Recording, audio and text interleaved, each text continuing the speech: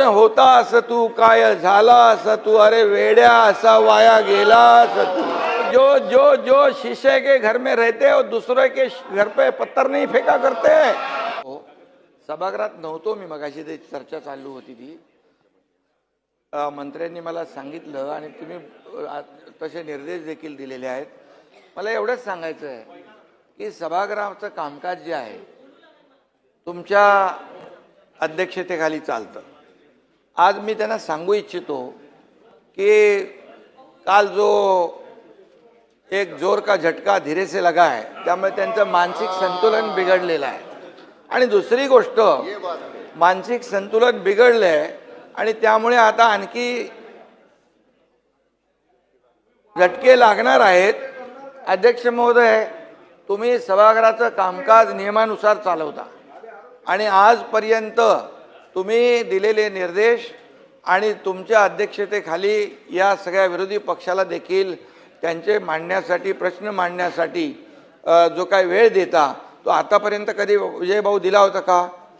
आणि दुसरी गोष्ट, राज्यमंत्री असतात, एखाद्या प्रश्नाला, एखाद्या लक्षवेधीला अतिशय व्यवस्थित न्याय मिळाला पाहिजे, म्हणून तुम्ही हे जे काही कामाचं वाटप तुमच्या अध्यक्षतेखाली झालेलं आहे आणि ज्या ज्या वेळेस राज्यमंत्री जेव्हा प्रश्नाचं उत्तर द्यायला कधी त्याच्याकडून अधिक कमी जादा माहिती मिळते त्यावेळेस स्वतः मंत्री असतात, मी स्वतः येतो, मुख्यमंत्री स्वतः येऊन उत्तर देतात आणि त्यामुळे हे कलेक्टिव्ह आमची रिस्पॉन्सिबिलिटी आहे, जबाबदारी आहे। त्यामुळे काय आहे, आता काय झालंय, त्यांच्याकडे मुद्दे नाही आहे, ते डेस्परेट झालेले आहेत, फ्रस्ट्रेट झालेले आहेत आणि आता त्यांचं मानसिक संतुलन बिघडलेलं आहे। त्यामुळे आता ते नाही आहेत, नाही तर मी बोललो असतो, कोण होता असं तू, काय झाला असं तू, अरे वेड्या असा वाया गेला असं तू, अरे काय आहे। त्यामुळे अध्यक्ष महोदय, त्यांना जे जे काही प्रश्नांचे उत्तर पाहिजे त्यासाठी सभागृहात थांबले पाहिजेत आणि म्हणून प्रत्येक प्रश्नाचं उत्तर द्यायला सरकार समर्थ आहे, बिलकुल आम्ही समर्थ आहोत। प्रश्न मांडण्याची जबाबदारी जी आहे ती त्यांनी पार पाडली पाहिजे। नुसतं स्टंटगिरी करून येऊन इथे काहीतरी बडबड करून जायचं आणि सभागृहाचा वेळ वाया घालवायचा। आणि म्हणून मी आपल्याला सांगतो, विजय भाऊ तुम्ही समजदार आहे, ते जयंतराव, नाना भाऊ, ते तुम्ही बी त्यांच्या नादाला लागले, काय पोराटोरांच्या नादाला लागतात तुम्ही, असं काय। त्यामुळे अध्यक्ष महोदय, पूर्णपणे या ठिकाणी सभागृहामध्ये विरोधी पक्ष जे जे काही या शेतकऱ्यांचे प्रश्न मांडा, या महाराष्ट्रातल्या जनतेचे प्रश्न मांडा, जिथे शेतकऱ्यांच्या अडचणी आहेत ते प्रश्न मांडा, त्याला उत्तर द्यायला आम्ही लोक खंबीर आहोत।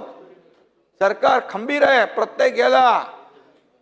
पैसे शेतकऱ्यांना आतापर्यंत, नाना भाऊ, आतापर्यंतच्या इतिहासामध्ये, मी 2.5 वर्ष मुख्यमंत्री होतो, आता देवेंद्रजी काम करता, आतापर्यंतच्या इतिहासात 45,000 कोटी रुपये शेतकऱ्यांना देण्याचं काम केलंय। 15,000 रुपये नुकसान भरपाई।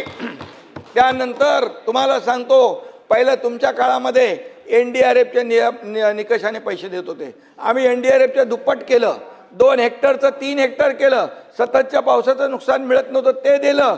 अरे बाबा, गोगलगाईनी केलेलं नुकसान पण मिळत नव्हतं तेही चालू केलं आम्ही। 6,000 रुपये प्रधानमंत्री मोदीजी देतात, 6,000 आपण चालू केले महायुती सरकारने, हे लक्षात ठेवा ना तुम्ही। आणि त्यामुळे काही पैसे नाही दिले, काहीतरी शेतकऱ्यांवर अन्याय केला, हे खोटं नाटक चालणार नाही। महाराष्ट्रातल्या जनतेने दाखवून दिलेलं आहे, जागा तुमची, तुम्हाला बोलत नाही, जागा दाखवून दिलेली आहे। आता ही एकदम अशी होत चालली आहे, अगदी इकडे आता इकडे बाहेर पडतील तिकडे।